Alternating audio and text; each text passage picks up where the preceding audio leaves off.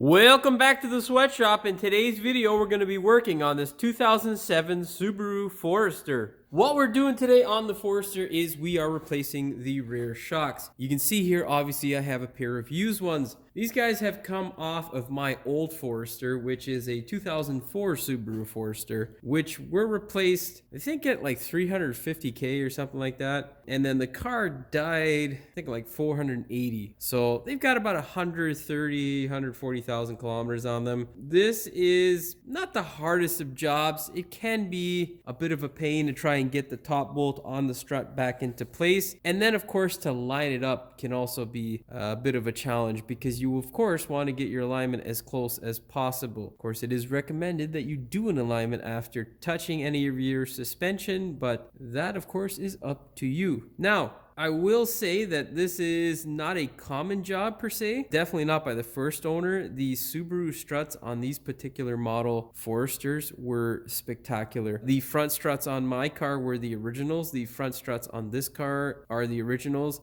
My car died at like 480, and this thing here, it's got about 380K. They are a wonderfully built car in terms of suspension. The ball joints work really well, tie rods. Like throughout my ownership, I never replaced anything on my old car or this car, and we've done about 100K on this car so far. So yeah, Subaru actually made some really good stuff. Once you get past those head gaskets, good to go for quite a long while. There is a right and left and a few small things you'll need to take into account. Make sure that you get the struts that are appropriate for your vehicle, of course. Impreza will fit, but they will lower your vehicle drastically. In case you're looking to do that, that is another viable option. Of course, it's usually too low in the rear, but that's obviously based on your individual opinion. As for us, these here, like I said earlier, are off of my 2004. And this is a 2007. Pretty sure they are exactly the same. Of course, if they're not, we'll be finding out together the hard way. That being said, if you are going to attempt this, it is suggested that you get a hoist. If it's not possible for you to do it on a hoist, you can do it on the floor. Of course, make sure you employ the use of jack stands, and don't be stupid. Don't do it without jack stands because, yeah, that usually doesn't end very well. In case you're wondering what kind of shocks I replaced these guys with, the original Subaru ones, these are just Monroe. I think they're Sensatrack. I'm not 100% sure. I think they were lifetime warranty from a certain supplier that I used to deal with, who is now unfortunately closed down. Regardless, they're in fairly decent shape for 100,000+. Probably not as nice a shape as the original Subaru ones, but they'll do the job. And this is my own car. It's my wife's car. So yeah, I'm not interested in spending all kinds of money.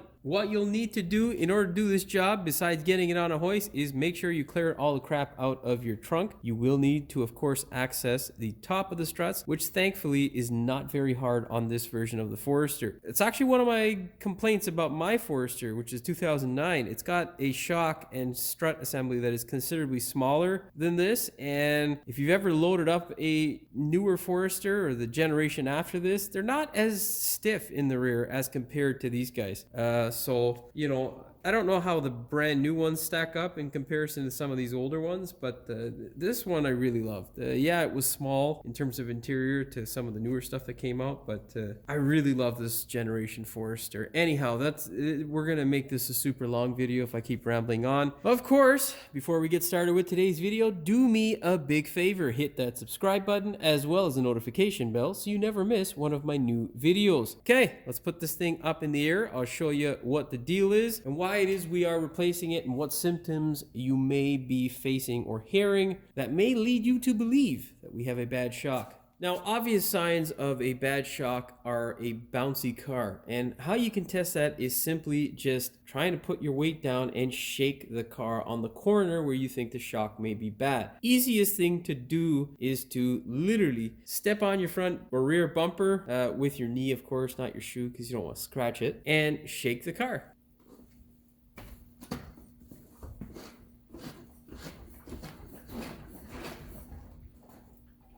Now, from me shaking the car, you can see it does bounce a bit, but there's nothing significant. It's not continuously bouncing. So you may think that the shock is good. Of course, a visual inspection will tell you all you need to know. You can see here that this area looks kind of wet. This is, of course, the shock, the tube of the shock, which has oil inside of it. Of course, that oil has leaked out because the seal has gone bad, and that is what is causing us to have a vibration in the rear. Of course, the vibration only happens when you hit a sizable bump, and what it is and feels like is that the rear wheel is consistently shaking and not stopping in conjunction with the other rear wheel. So that there is how you can also tell that you have a bad shock. If you feel like your wheels are just shaking way too much in the rear after hitting a bump, it's usually because the shock is bad. Doesn't necessarily have to leak in order to be bad, but this here is a good sign that you have a bad shock. Of course, I'll show you what the other side looks like so you can see plainly what the difference is. As you can see, there is quite a difference. This one isn't drenched in shock oil, which also smells pretty damn bad. From the experiences that I've had in the past, I don't know what it is. I haven't really smelled many manufacturers' shock oil, but I had a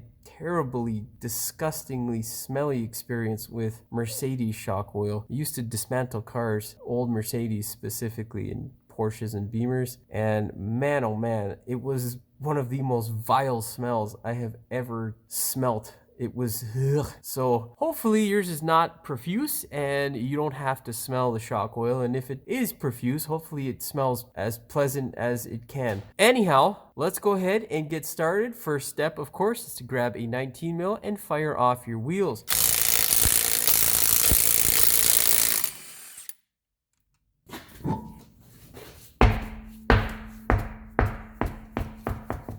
Yeah, this car's getting nice and rusty. I'm gonna tell my baby mama she getting a new car. Oh yeah, baby.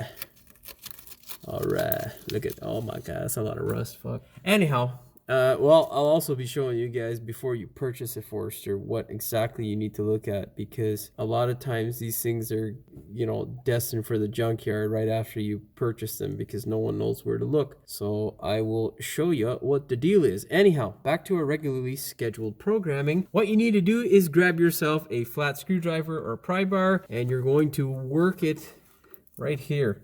You're going to pry that guy out. Oh god, she seemed pretty taut. Well, I mean, after almost 400,000 K, I can't really say that it is surprising. Just try your best to work this thing out. That's why I also had the extra ones there, because sometimes they do bend beyond recognition or use, and that's something you don't want to deal with because, well, your dealership's not going to have these guys in stock. It's not a whoa, jeez, did you see that? Sparked. Holy shit. Should probably wear eyeglasses because it was a bit scary. Shit. Could have been my eye. Anyhow, when it's being extra dickish, you go ahead, grab yourself a nice pair of curved jaw vice grips. Well, you can get any vice grip really, just make sure it grips this thing. And slide her on in. Clamp it, and just do the, that's not working. Maybe I should have did the other side first, so I don't look stupid on camera. Well, a little bit too late for that, Jimmy. Clamp it, give it a little wiggle. Yeah, that's not doing shit. We're just gonna abuse this now. Let's grab this guy. Whatever you do, don't wreck your brake hose. Hey, anyhow, let's get a punch and see if we can whack this shit from the other side. This is driving me nuts. Shouldn't be that hard. Gosh darn it. Get a punch, just line it up to the back here and try to hammer. See if we can get that guy to cooperate. Stop this, my friend. Oh, I think I got it to budge. Yeah, she sounds different. Oh yeah, we got it to move. Now you can commence with the flat screwdriver. Oh my god, seriously? What is your deal, guy? Okay, well, screw it. Just keep going at it with the punch, because being a dick.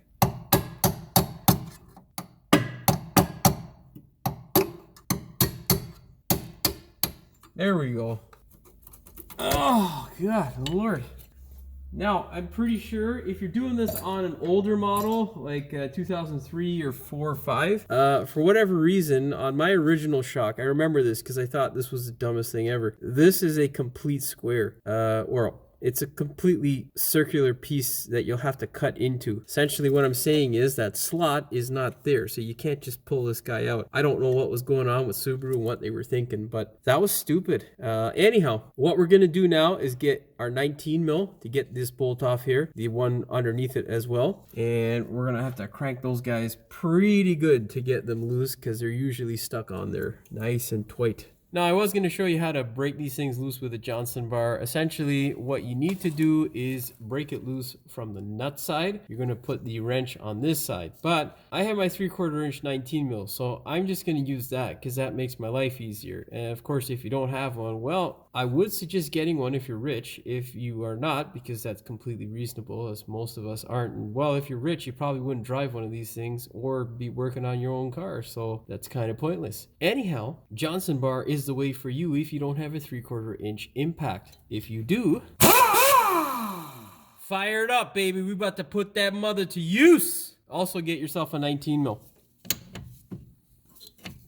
socket and wrench. I should clarify that. Once you get her to spin, slide that guy over and hold on for dear life. Remember, keep your knuckles away from the shock as it spins or anything that will pinch your knuckles and make it feel as though your finger's about to be severed. Really goddamn hurts. Ah, jeez. I didn't even get pinched there. That just hurt because this mother hurt. It hurts. Oh, fuck, man. Okay, we're gonna double wrench this guy. I'm getting old, you know? I can't do shit like I used to, man. You know, plus my brain's not dead, so... Oh my god. Okay, you know what? We'll spin this guy a bit more, just because he's being a dick. Let's see if we can brace it against the shock.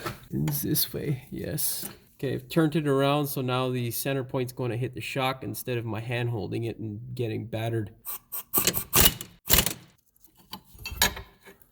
I don't know if that broke it loose or not. Let's try it. Nope, that did not break it loose, and it's hurting pretty fucking good. So far, things are going really smooth on the other side, and this side is just being a dick. Got a 19 mil and a Johnson bar. A 2-foot Johnson bar. That helps quite a bit. Slide this guy on there. Give her. Oh my god. It's kind of tired today and thought maybe I should not do a recording. And well, this will be very entertaining if you want to see me suffer.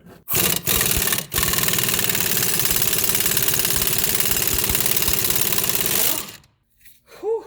Man, oh man, dude. Freaking hands hurt after doing that, you know. Now, once I loosen up this bottom guy here, you're going to see what the potential pain in your derriere may be when you go to put the old or new shock back in. It becomes quite the challenge to slip the old one back in. That's one thing that's kind of easier on the 09. It's a bit easier there to slip the shock in. Hook up your wrench. Now the reason why I spin it like that is to judge how much rust may be in the bore of the shock. Sometimes you can get quite a bit that develops on the spindle. Now hit it. Okay, yeah, no, fuck that shit. God damn it. On the bottom one, it's going to suck. I can't get a socket on there, so we got no choice but to suffer with the wrench. We're gonna double wrench it and hope for the best. Well, let's see if we can get this guy to... Oh, Jesus. Oh, there we go. I was getting close to the shock with my fingers, which would have sucked. Of course, make sure you're careful with your CV there. Force the bolt out, and there you go. All right, let's get that guy out of there. Pull the bolt out. That's usually not what happens. Most times the bolt gets stuck in there. You get a shorter 19 mil and just stick a 19 mil wrench on this section here and spin her and slide her out if yours gets stuck, because that's usually what happens. Now we are good to go. You can, you know, wiggle your spindle off, whatever you want. Separate it here from the shock. Okay, last little bit's being a little pain in the arse. Okay, now all you gotta do now is take those bolts off from the top, and this thing's going to fall. Of course, you have your e-brake cable and your ABS wire here as well. You don't want this thing to fall on them, so of course you can run the bolt through just to keep it from falling down onto it, whatever, you know. Just make sure it doesn't drop onto those wires, because, well, we're only doing shocks in this video. Unless I fuck something up, then yeah, then we'll do some more shit. Yeah, like I was saying, lining these guys up after the fact can be a real joy. Okay, you know what? What is your I just took you out of that same hole. You fucking...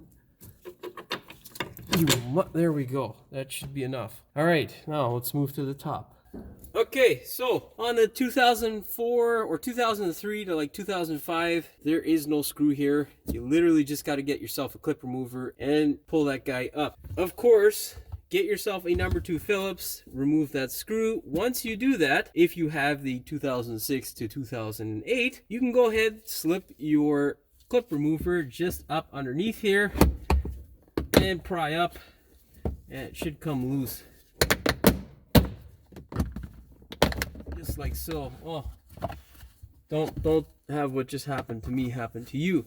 Of course, you want to unhook your seat there, pry up some more, and there, that's all the room that you need. Move that guy back, and then you'll see your 3 12 millimeters that are there. Now, this is a hell of a lot easier than the newer Forester and many of the other vehicles that Subaru makes, which I quite like. What we're going to do now is reposition the camera so you can see our 12 mils and the bracket that you'll have to remove. And also, no, that's it. No, yeah, we're just going to reposition the camera so you can see better. Yeah, I shall be back. All right, what you're going to do is hammer this guy off first. They are lock, so you want to make sure you don't damage them. What I'm saying is these are a lock nut. Now you can see how it kind of dropped there. That is what you want. Now, you won't be able to see it until I take the shock out, and I don't even know if you'll be able to see it then, but essentially, this here is the Achilles heel for the Subaru Forester SG platform that is in, I'm pretty sure this is SG. I hope to God I didn't screw that up. Anyhow, I'm too lazy to walk over to the VIN. Anyhow, this is the Achilles heel. Not this rubber stuff, but the metal. Regardless of how much you oil spray your Forester, it's going to rot, and this guy will keel over. It'll separate from the rest of the frame. That's what claimed the life of my 2004 Forester, which I really loved. That was a great car. Lots of good memories. Anyhow, before you purchase a Forester, this is what you want to look at, is that area. And the only way to access it is in front of the shock. So you'll have to sneak your hands up from the outside in order to press on the material. If it is porous and it's falling through like this one is, don't buy it. You're going to end up with something that's going to leave you in tears, because it should not technically be safetied. So anyhow, that of course applies to, well, wherever you live and whoever's doing the safety. If you want to stay safe, don't buy it. And if you don't want to waste your money, don't buy it. What you're going to do now is grab the coils or the body of the shock here. Make sure you get a firm grip. These things can be a bit heavy and very awkward to handle in the position that you are currently in. And then of course, slide that bolt out.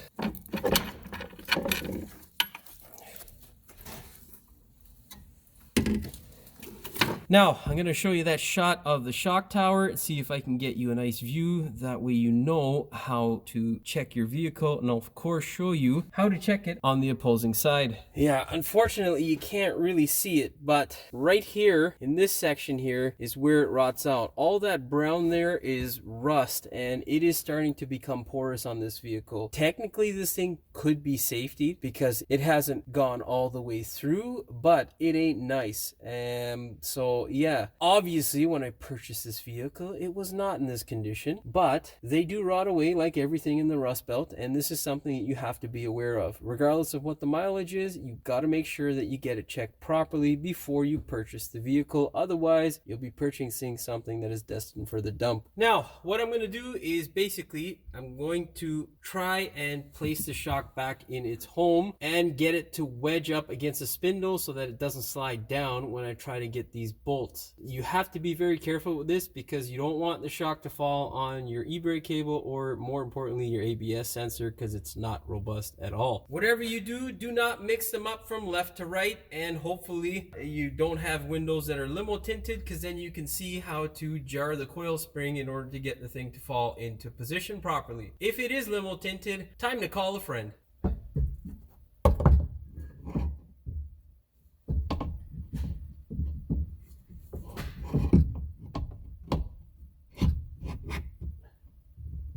What the hell? What is going on there, bitch?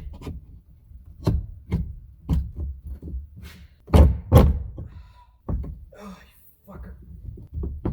Okay. Of course, what I did there is slide it back onto the spindle in order to wedge it into place so that it would not fall, because it's slightly off in alignment. The friction will cause it to not fall. Slide those guys on, and then we can gun them up slowly, and then I'll get the torque spec for these guys.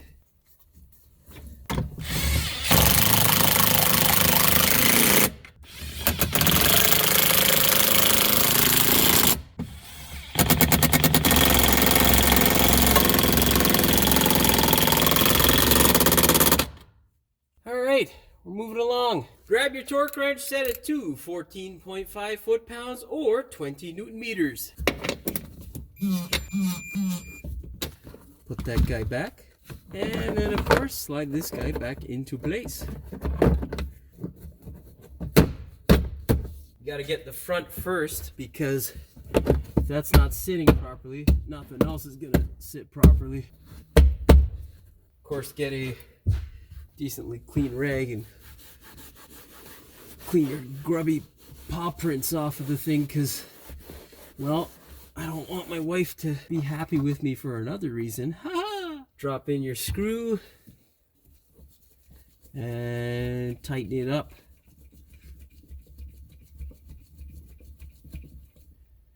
Now, you can go ahead and dump all the crap back into your trunk. You are officially done, of course, once you finish the other side. Because who does shocks on one side? That's just weird. Unless it's been a wreck or something. Whatever. Anyhow. Okay, now the hard part is trying to line up the shock with the spindle. What you're going to do is get yourself a flat screwdriver. Of course, it has to be easy to do. If it's too hard, you're going to end up breaking your screwdriver, of course. So make sure you're very gentle. Unless you don't care about your screwdriver, then do whatever you please. Line it up as centered as possible. Of course, if you've watched my videos in the past, you will know that you should have anti-seized the hell out of your bolt.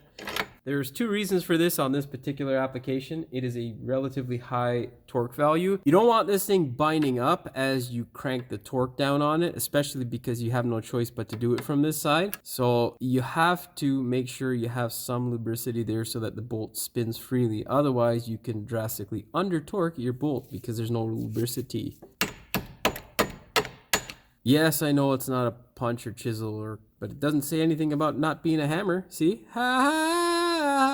Once you do that, you're not going to be able to push this back into place. You have to be superhuman in order to get it to go. It's stupid. Just use a stand, and I'll show you where to place that stand. Right here is where I usually put my stand. What you're going to do, of course, is just run this guy up. If you don't have a stand, you can use a jack with a piece of wood. You have to get that bottom bolt first, and then you can do the top bolt. Do it the opposite way around, well, it'll be a pain in your ass. Anyhow, let's go ahead now, change that camera position. As I adjust this, you will see it adjust up on the spindle. Begin adjusting.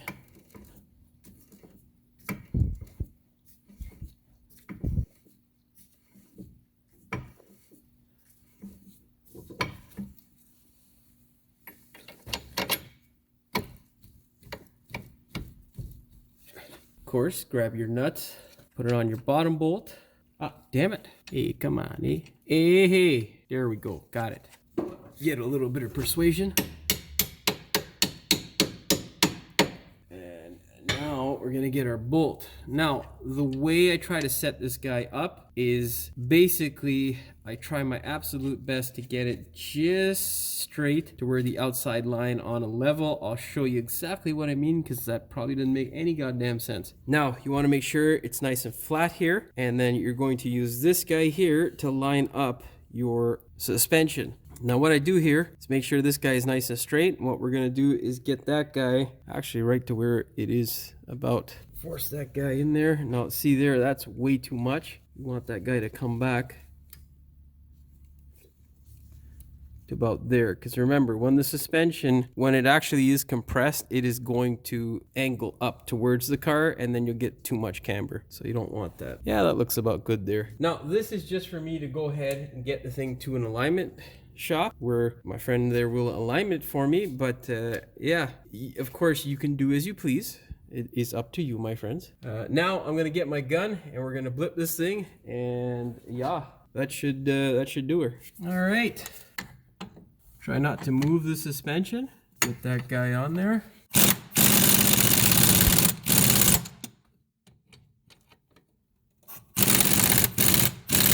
Of course, I use my 3/4 inch, which I probably don't have to retorque, but I'm going to torque it anyhow. Now, I'm gonna grab my level, just check it, see where it's at.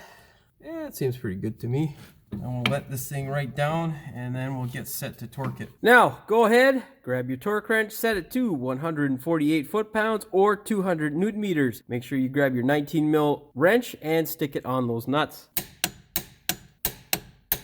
We are good to go. Okay. Now, very important step, which I can't believe I have seen people miss before, but brake hose has to go back. There is a slot where it goes back, and you can see here, there is a bit of a pattern. There's a hex, and then it's cut off here. So make sure you put it in properly. Make sure it is not under strain, because it won't function properly. Actually, there's a customer of mine, Tiago, if you watch this, you'll know all too well why it is very important. He had his brake hose just dangling like this, and this was no fault of his own. This was a stupid mechanic, so-called mechanic, that he had taken it to, and well, it almost rubbed away. So don't be that guy. Don't be the mechanic who is stupid and almost cost that young man potentially his life, because that's horrible. Anyhow, slide that guy in there, grab a hammer, and just do a nice tap, tap, tap.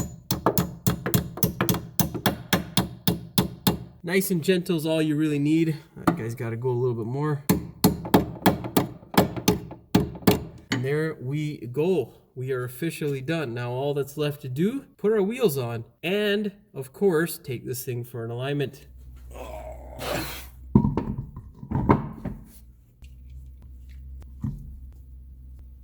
Always thread those guys on by hand, never with a power tool of any sort. Now, as I promised earlier, I am going to show you what you need to look at if you are going to buy one of these cars, especially if you are in the Rust Belt. If you're down south, this isn't really, I don't think, too much of a concern. But essentially, you want to get to your rear shock, and what you want to do is you want to take your hand, turn it like this, and feel this panel here. If there is dust and dirt falling out, not a problem. But if you can press on the metal and it is not solid, you have a problem. Like you can see there, we have a bit of flaking, but nothing is porous right now. On the other side, it's a little bit worse. If you have any real movement in the panel, the car is junk. Don't buy it, because the amount of money that it takes to repair this area here is a huge amount to do it properly. And if it's rotted in this area extensively, well, what happens is this area here will rot next and it'll all start to separate. If you're in the Rust Belt and you're going to buy one of these things, it is imperative that you check this. If you, for whatever reason, can't get in there, the next thing you want to look at is your seat belts. If there's any salt or debris or water in the interior, it's usually coming from this guy here if it's a high mileage rusty car. Hopefully this saves somebody from buying a lemon or crap box out there. And well, don't let it deter you if there is a low mileage one. These cars are great cars. Just make sure you check the body thoroughly and make sure you're not throwing your money away. If you are afraid of the Subarus, don't be. Great car. I really love these cars. As long as you get somebody to do those head gaskets properly, they last a really, really long time. The engine, transmission, they're solid pieces. As long as you're not looking for all kinds of horsepower and you don't abuse this thing, you are good for years to come of trouble-free, well, relatively trouble-free driving. Okay, let's do my ending and, oh wait, no, we gotta torque the wheel first and then we'll do my ending. Grab your torque wrench, set it to 72 foot-pounds or 97 Newton meters. Of course, if you're working on a different model, make sure you double check the torque spec for your specific model. If you're wondering what the Jimmy spec is, it's 100 foot-pounds for any goddamn car that comes through my door, unless it's higher. All right, let's go ahead and do the bounce test and see if there's any real difference. Oh, that hurts my knees. Well, yeah, there's definitely a difference because it's much harder to shake. Besides that, you can see there's not as much springiness to it, basically up and down. It takes a lot more pressure to move the thing as well as a lot less time to get it to settle back down. So I would say that is a fix. Now, very importantly, something I did not tell you, the reason why you want to take care of your shocks sooner rather than later is because it will feather the hell out of your tire. It will destroy your tire because your tire will constantly be doing this as it's going down the road, which will make it out of round, which will drive you nuts. You'll get all kinds of vibrations and a consistent bumping noise or buffeting noise if you open up your rear window. So after you're done replacing your shocks, go ahead, take this thing for an alignment so that your tire also doesn't get damaged through uneven wear. You are now ready to take this thing for a test drive. That being said, I hope you found the video entertaining as well as informative. If you did, please like, share, and subscribe. Don't forget to hit the notification bell so you never miss any of my new videos. And as always, thank you for watching. We will see you in the next one. If you've watched my videos in the past, you will know it is that special time again. Well, that's not going to help with new subscribers, Jimmy. So, well, that's our first blooper. Stupid. From the rear of the vehicle whenever you hit a bump. Because, well, whenever a shock does... Oh, for fuck's sakes. We're just going to start this all. I'm just fucking rambling and blah, blah, blah, blah, blah. Stupid compressor. I think I'm probably going to show you this side here because there's a little bit more room for me to go ahead and fit my camera, myself, and my tools in the small section I got to record. That doesn't matter. It doesn't matter. You don't care. I'm not going to show you the nasty oily side because, yeah, I'll probably get on my camera and I've got more room on this side. So, yeah, we're gonna stick with this side to do. All right. Okay. There really is no difference between the two sides. Oh, I'm a fucking rambling. Grab your 19 mil.